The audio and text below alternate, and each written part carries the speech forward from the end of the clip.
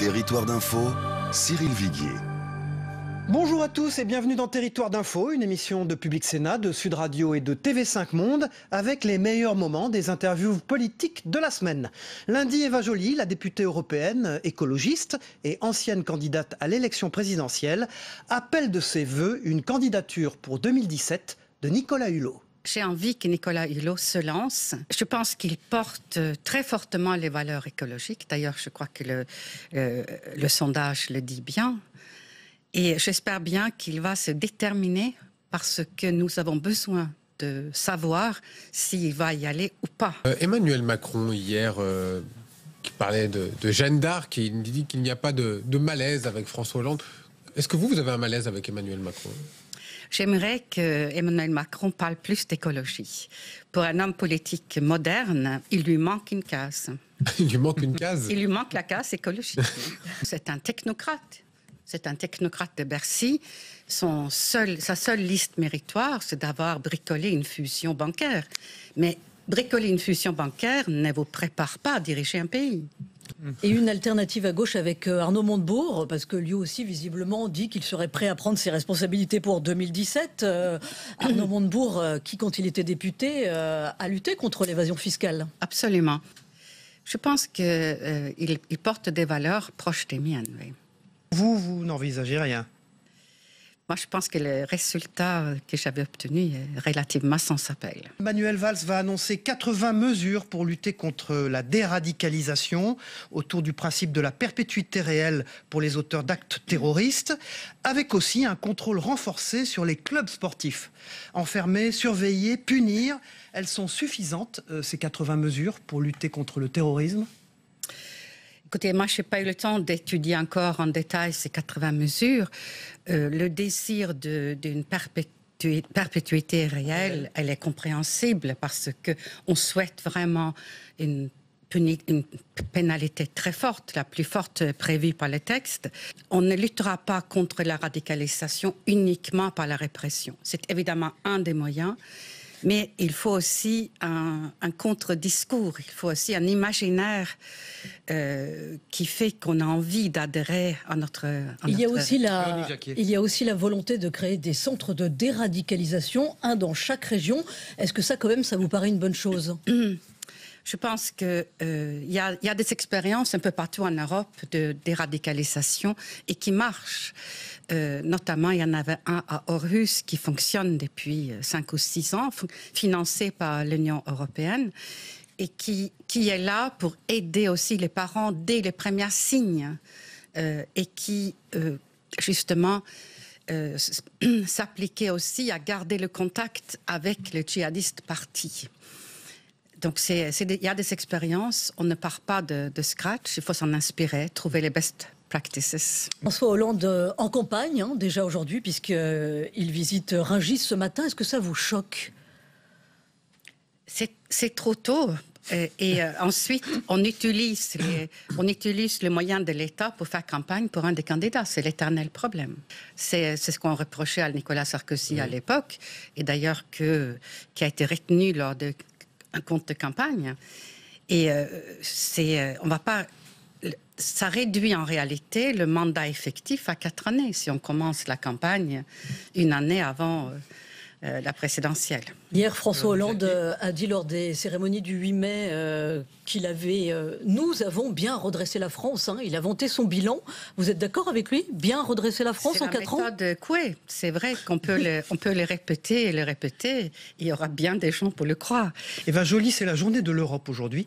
Et un sondage dans le Figaro indique que 45% des électeurs de 8 pays européens, dont la France et l'Allemagne, aimeraient pouvoir se prononcer, comme les Britanniques, sur le maintien dans l'Union européenne. C'est même 41% des Français favorables au divorce et 48% des Italiens. Il y a quelque part un problème en Europe aujourd'hui.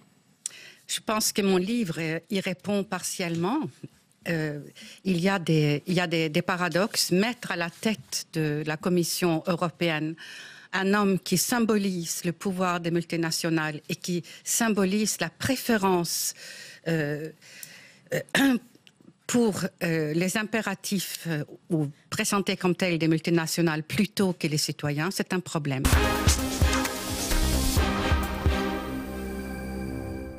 Mardi, Georges-Paul Langevin, qui était notre invité, ministre des Outre-mer, a déclaré qu'au lendemain des accusations de harcèlement sexuel portées contre Denis Baupin, le député écologiste, la justice devait faire son travail, tout en jugeant surprenant que cela arrive maintenant. Denis Baupin est quelqu'un que je connais depuis longtemps, puisqu'il a été longtemps député du 20e.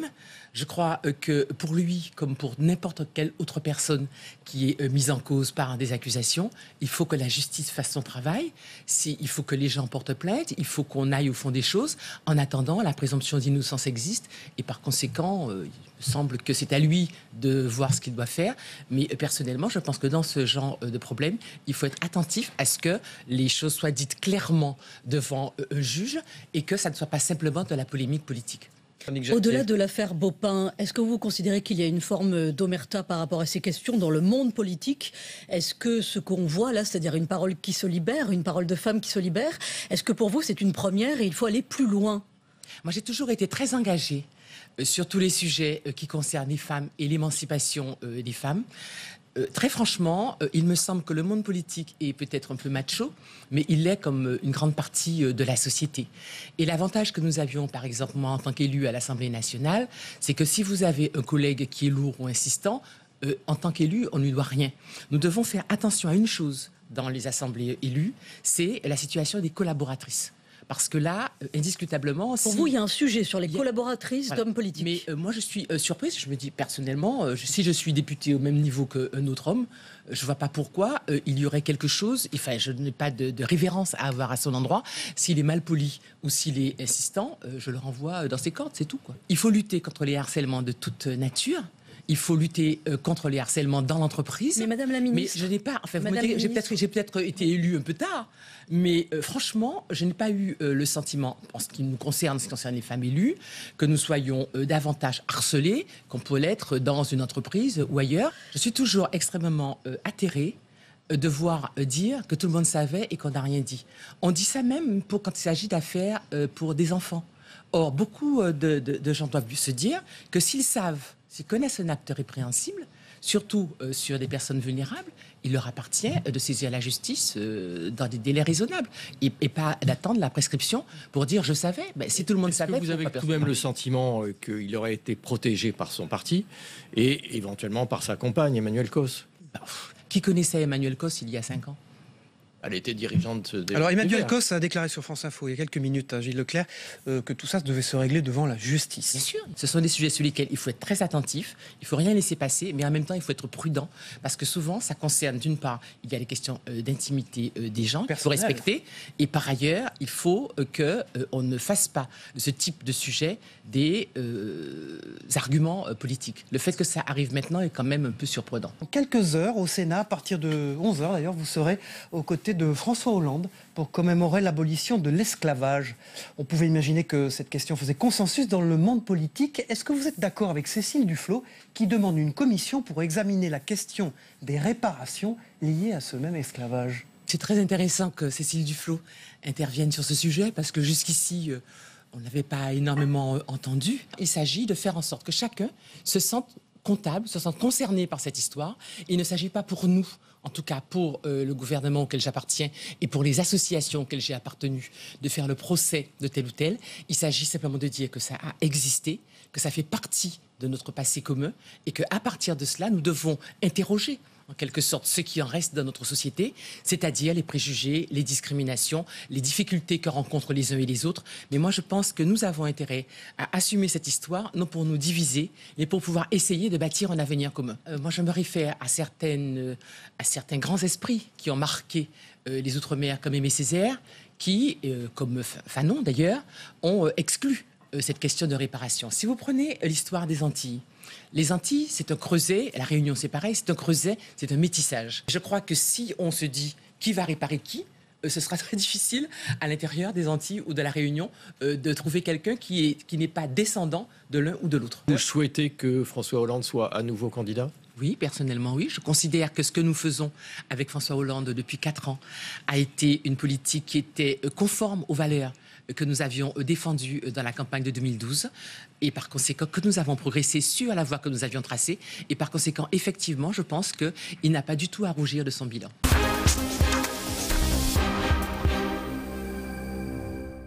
C'est très dommage, mais au moins on avance. C'est la déclaration mercredi sur notre plateau de Barbara Pompili, la secrétaire d'État chargée de la biodiversité, à propos de l'utilisation du 49.3 pour faire adopter la loi travail.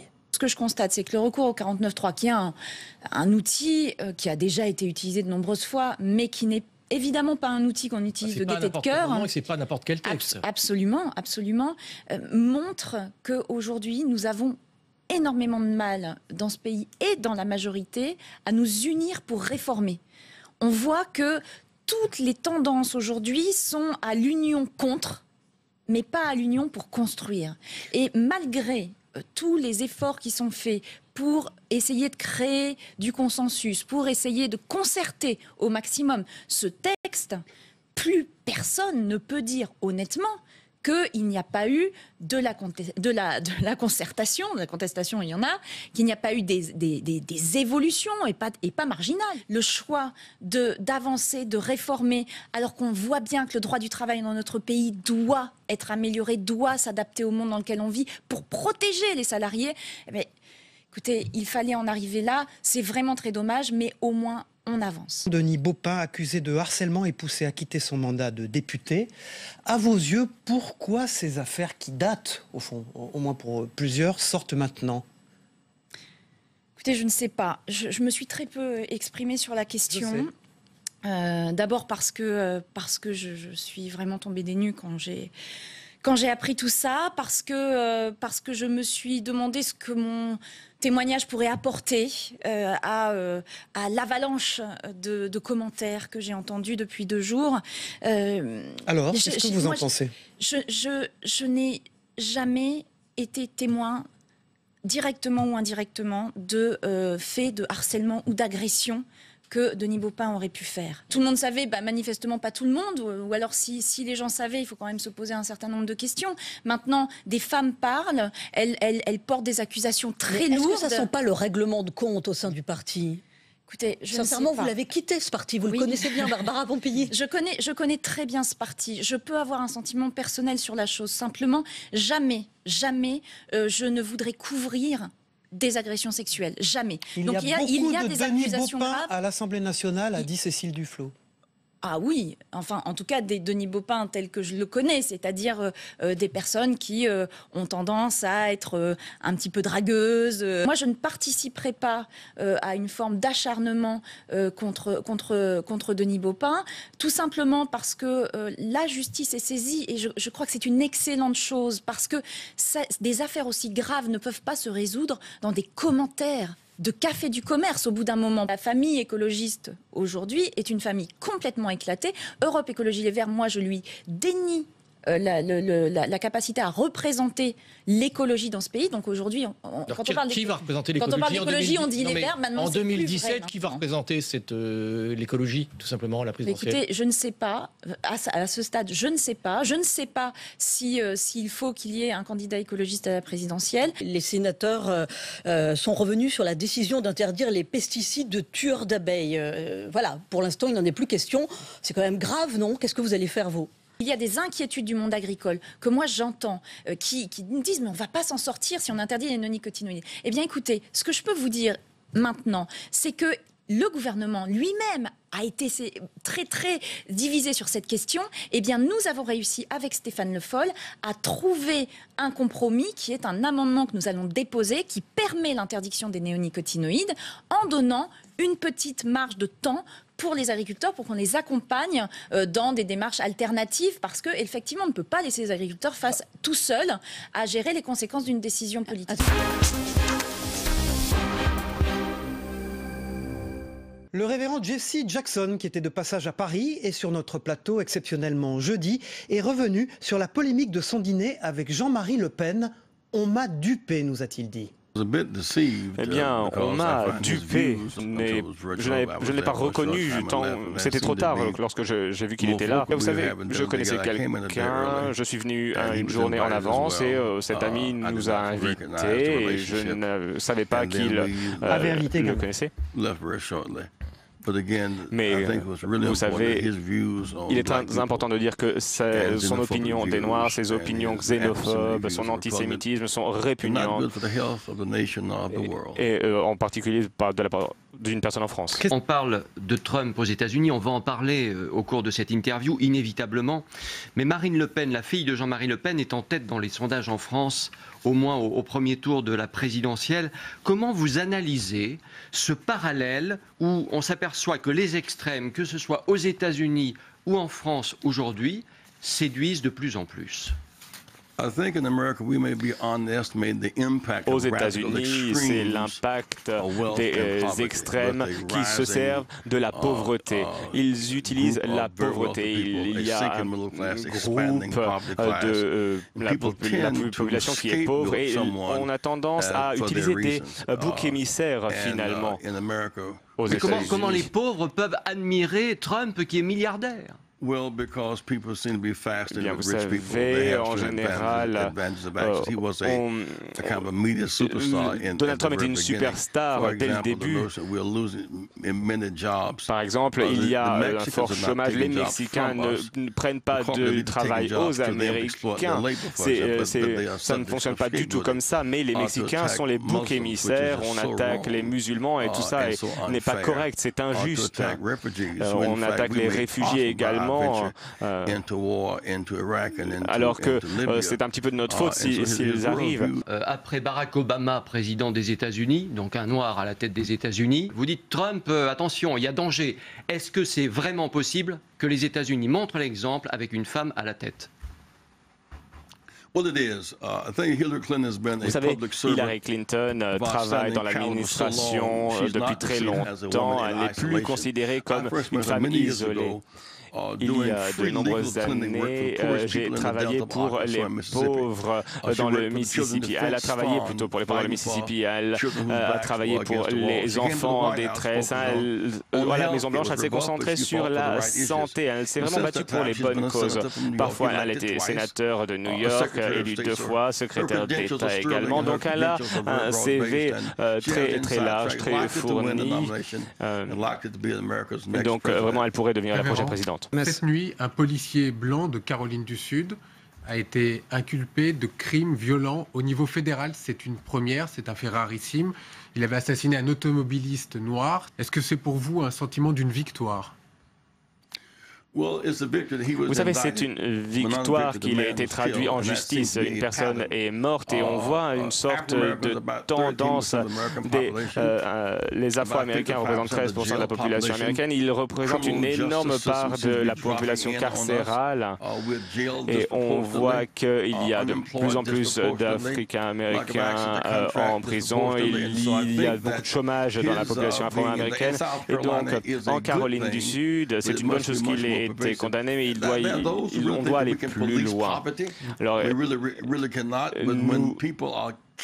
lorsque des personnes sont tuées et qu'il n'y a pas de conséquences, là, c'est une tragédie. Lorsqu'il y a des conséquences, c'est une source d'espoir. Il y a une présidentielle en France en 2017. Pourquoi, selon vous, la France n'a pas son Barack Obama pour 2017? Est-ce qu'il y a un plafond de verre en quelque sorte? Vous savez, c'est difficile. Alors, il n'y a pas de journée de la mémoire de l'esclavage aux États-Unis, par exemple. Il n'y a pas eu une loi comme celle de Christiane Taubira sur l'esclavage qui est reconnu comme un crime contre l'humanité. Donc, il y a vraiment une saison de ténèbres aux États-Unis. Et on voit que c'est en Guadeloupe qu'il y a le musée de l'esclavage. C'est en Guadeloupe, pas en métropole. Révérend Jackson, vous parlez beaucoup d'Hillary Clinton, vous ne parlez pas de Bernie Sanders. Est-il le nouveau Jesse Jackson? Et est-ce que vous vous sentez tout de même proche de Bernie Sanders, qui se décrit comme socialiste aux États-Unis? Je me sens très proche de lui. Il serait un très bon candidat pour la vice-présidence. Révérend Jesse Jackson, vous avez été aux côtés du pasteur Martin Luther King lors de son assassinat le 4 avril 1968. Est-ce que c'est à Martin Luther King qu'on doit cette Amérique d'aujourd'hui, l'élection de Barack Obama des années après? Vous savez, il y avait l'apartheid avant la ségrégation raciale. Ensuite, il y a eu la loi des droits civiques en 1964, le droit de vote. Il y a vraiment une chronologie qui a mené jusqu'à l'arrivée de Barack Obama. Et il a été un très bon candidat, très bon esprit, et il avait vraiment une bonne vision du paysage américain. L'écologisation du monde, nouveau centre d'intérêt d'Hubert Védrine, l'ancien ministre des Affaires étrangères qui était notre invité vendredi sur ce plateau. L'idée, c'était la question que me posait Claude Durand, mon ancien éditeur chez Fayard, malheureusement décédé aujourd'hui. Il me disait, mais pourquoi vous dites qu'il n'y a pas de communauté internationale ? Alors je réponds, il n'y en a pas, on n'a pas réussi à l'imposer sur la base des valeurs occidentales universelles. L'économie globale de marché ne suffit pas parce qu'elle est enrichissante mais très déstabilisante. Et j'en arrive à une idée ultra simple, vous serez forcément d'accord. Le seul lien entre tous les êtres vivants sur la planète, quelle que soit leur mentalité, leur conception, leur culture, leurs obsessions, c'est le fait que la Terre demeure habitable. On ne peut pas avoir 8 milliards d'habitants sur la planète qui vivent à l'occidentale ou à l'américaine, c'est pas possible. Simplement, si on prend les arguments écologiques, à l'instant T, face aux producteurs d'élevage ou de l'agro-industrie, c'est incompatible. Incompatible. Donc c'est le blocage généralisé. D'où j'introduis l'idée toute simple. C'est une écologisation sur 10, 20, 30 ans. Comme on a parlé d'industrialisation. Mais est-ce qu'on ne va pas vous faire le reproche d'être un nouveau converti ? J'ai toujours pensé ça. J'ai écrit, je ne suis pas venu avec tous mes textes d'avant, mais quand je vais dans des émissions, on me dit « Qu'est-ce que vous pensez de l'islam et de Poutine et de la Chine ?» tout ça. Non, mais je ne suis pas un grand écologiste, je ne suis pas un militant de la chose. Et d'ailleurs, la façon dont les écologistes politiques ont complètement perverti et raté les ayatollahs tragique. Ouais. Parce qu'ils ont mis tout le monde contre eux. Ils font 3 ou 4% d'intention de vote. Ils devraient faire 90% si c'était présenté autrement. Il y a 6 mois, c'était les attentats de Paris. Beaucoup de questions se posent encore, on le voit dans l'actualité. Est-ce que la France est la même ? Pour vous, y a-t-il eu un avant et un après attentat de Paris ? Il n'y a pas un avant et un après, mais il est vrai que cette tragédie épouvantable a contribué à faire évoluer l'opinion publique en France. Mais il y avait aussi les attentats de janvier, puis d'autres événements dans le monde. Il n'y a pas que ce qui se passe en France. Et l'ensemble de ces choses ont aidé à faire comprendre qu'il y avait un vrai problème tragique dans l'ensemble de l'islam, dans le monde entier.